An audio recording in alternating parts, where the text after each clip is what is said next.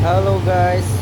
Ayan guys, at last natapos din natin itong ating binotok na makina.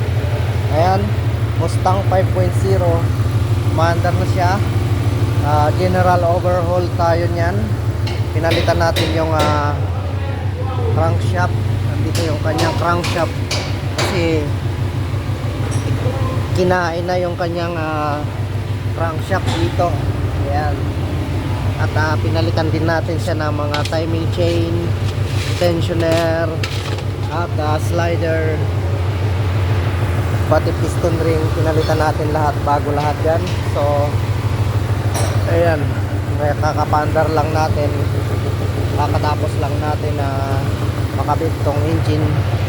So 5.0, ayan, Mustang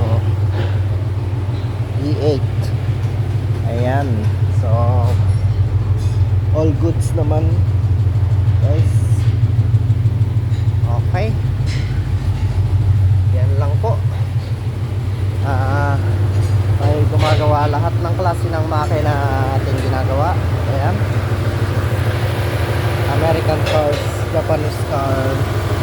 So ayan, ang ganda na ng andar niya, walang kapalag-palag.